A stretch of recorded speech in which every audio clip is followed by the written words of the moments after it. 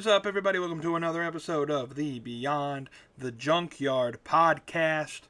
I am your host, Junkyard James, and we're giving you 3 episodes this week. We got an episode that was put out on Wednesday. Of course, we had our Thursday live stream, and now I'm giving you another episode for the weekend. It's just something that's been on my brain, on my heart, the last several weeks, maybe months of doing this wrestling stuff. Is people look at WWE and they look at AEW, and there's this tribalism between the back and the forth on who's better and who's not.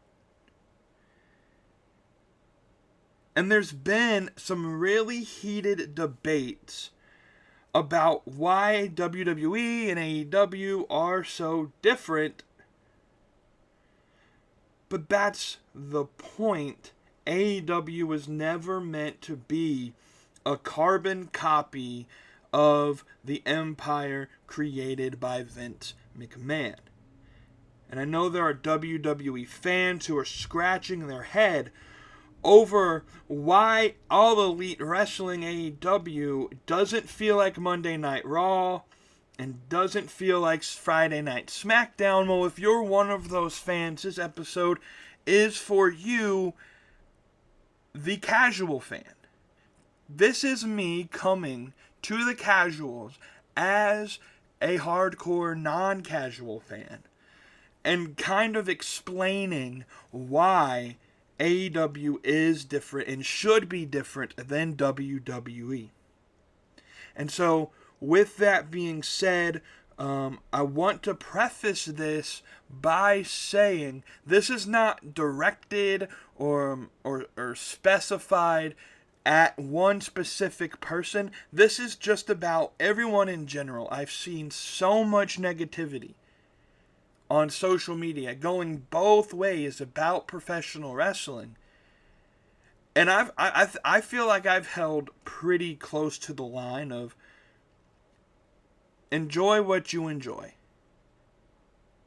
but I'm just sick and tired of people picking on AEW who don't really care about the product.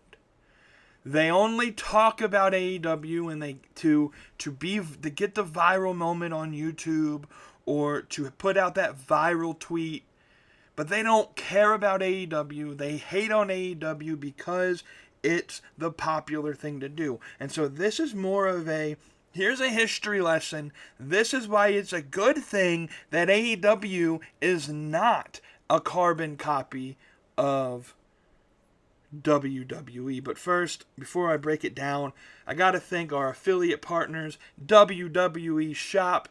Click the link in the description box. Get your merch as we're heading into the WWE WrestleMania season. Just a few weeks away. Use that link, get your merch, and help support the podcast. Same thing with StubHub. Buy you your football and baseball and basketball tickets. StubHub, you can find some really good seats. I love on StubHub, they give you an idea on if the price is a good price for the section that you're in, and they give you a rating on that. Ticketmaster and some of the other places don't do that for you. I love that StubHub does that for you.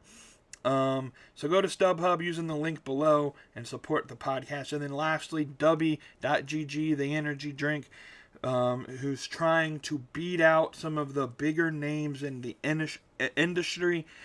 So go to W.GG, buy some of their energy powders, and y'all use the code Beyond the Yard at checkout. You help support the podcast, but you also save 10% at W.GG with code Beyond the Yard. All right, let's set the stage. The World Wrestling Entertainment, also known as WWE, they've been the juggernaut of pro wrestling for decades. It's the mainstream monster, the one your casual coworker knows about, even if they haven't watched wrestling since the Attitude Era. Well, then in 2019, come along AEW, All Elite Wrestling, founded by Tony Khan, with names like Cody Rhodes, Matt and Nick Jackson, the Young Bucks, and Kenny Omega behind it. And look, from the jump, people started calling it an alternative to WWE. But here's the disconnect. Too many fans, especially the loyalists to WWE, took it to mean that AEW was going to be WWE 2.0, just with different faces and a fresh coat of paint. Spoiler alert, y'all. That was never the plan. So let's break it down. WWE was built for mass appeal.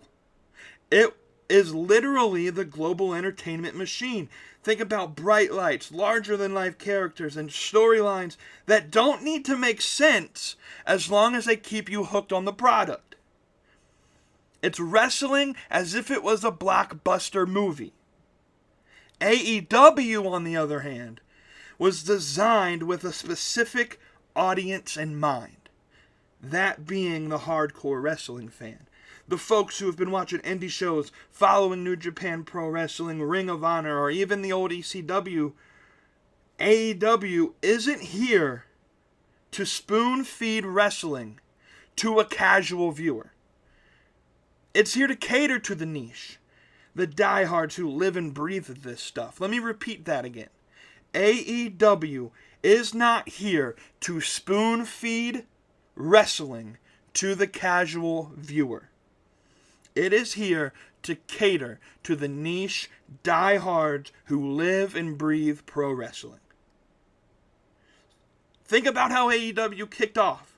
The first event of AEW, Double or Nothing 2019. I actually watched this just the other day. Very good show, and you can see how the production has improved over time. But it wasn't some watered-down, family-friendly spectacle. Hell, Dustin Rhodes bled more than most people bleed in a lifetime in pro wrestling. This was a love letter to the pro wrestling purist, with long matches, technical showcases, and a vibe screaming, "This is for us." Hell, Cody Rhodes even smashed a throne with a sledgehammer. You think that was just a shot at Triple H? No, it was a statement. We were not here to mimic WWE. We are here to do our own thing. And that's where the niche comes in. AEW leans into the stuff WWE often shies away from. Athleticism over soap opera. In-ring storytelling over the overproduced promos. And a roster that feels like a curated playlist of the best talent from all around this damn planet. Now I get it. WWE fans see this supposed big budget, this TV deal with TNT and TBS, stars like Chris Jericho and Jon Moxley, and they think, okay, this is supposed to compete head-to-head with WWE. But competition doesn't mean imitation. Tony Khan has said it himself in interviews. AEW isn't trying to out WWE the WWE. It's trying to be the best version of itself. And that version, well, it's niche by design. So let's talk about what makes AEW's niche so distinct. First off, the wrestling itself makes it distinct. Matches in AEW often feel like a showcase of skill. Think about Kenny Omega versus Hangman Page, or Bryan Danielson versus, well, just about anybody. These aren't 5-minute squash matches with a predictable finish. They're marathons that reward you for paying attention. Compare that to WWE, where the focus might be more on the entrance or the drama or some viral moment. And listen, neither approach is wrong. They're just different, and it's okay to be different. In fact, AEW bets on the idea that the audience doesn't need to have their hand held through a match, and that they already get what is going on in the ring. Then there's the presentation.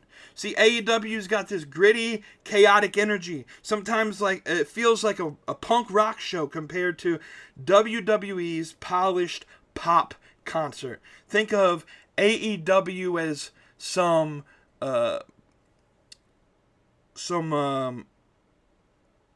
show from like Carolina Rebellion. I don't know, in the Carolina area where I'm from, people will get that reference, but like big rock show like Carolina Rebellion, and it's just multiple different places, stages, the music's loud, it's very chaotic, there's mosh pits. That's AEW. And what's WWE? A Taylor Swift show or a Sabrina Carpenter show. And look, again, neither are wrong, it's just different, and it's okay for them to be different.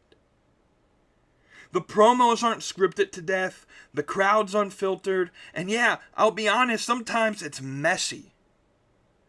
But that's the point. It's wrestling that feels alive, not wrestling that feels like it's been focus grouped into some shiny package. And also, let's not forget blood. AEW isn't afraid to go hardcore. A nod to the ECW fans in the indie scene. But not the PG era of WWE. See, here's the thing that WWE fans need to hear.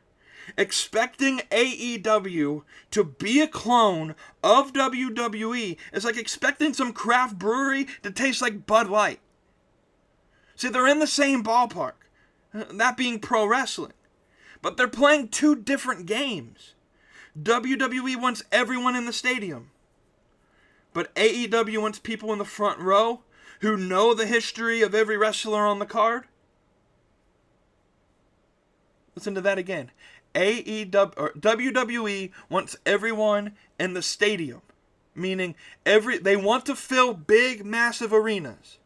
AEW, well, they just want people who know the history of every wrestler and can figure out the story without their hands being held. And listen, guess what? That's okay. Not every promotion needs to chase mainstream notoriety. In fact, wrestling thrives when there's variety. When you've got something for casuals and something for obsessives. Both are good. Now, that doesn't mean AEW's perfect. Listen, hell no. They've had their growing pains. Booking missteps. Overcrowded rosters. Whatever the hell that exploding barbed wire deathmatch ending was supposed to be. But these flaws, they're the part of the company, and it's part of the company's charm. It's a company that's still figuring itself out and doing it in front of an audience that's along for the ride. See, WWE has 40 plus years to iron out its formula. AEW's been around since 2019. And what we need to do is give it time. And don't expect it to be the twin of that company in Stamford, Connecticut. And so to close, to the WWE fans who keep saying AEW needs to do this like WWE, or why isn't AEW bigger yet? Here's the take. Stop waiting for it to be something it's not. AEW was built for the niche, and that's its strength. It's for the fans who want an alternative, not a replacement. Wrestling is better when it's diverse. And when you got AEW doing the Hollywood thing, and AEW doing its indie thing, embrace it for what it is, or stick to Raw and SmackDown. There's no judgment either way. But that's all I got for today. So what do you think? Is AEW good staying niche? Or should they try to go toe-to-toe in the mainstream? Let me know. Hit me up on social media at IBEJYJ. That's IBEJYJ. Leave a comment wherever you're listening on Apple or Spotify. Or if you're listening to this on the YouTube channel. I appreciate you guys. Thank you for tuning in. Have a good weekend. Until next time, this is Junkyard James with another episode of the Beyond the Junkyard podcast. We'll see you on the next live stream next Thursday. Y'all have a good one. All right, we're out.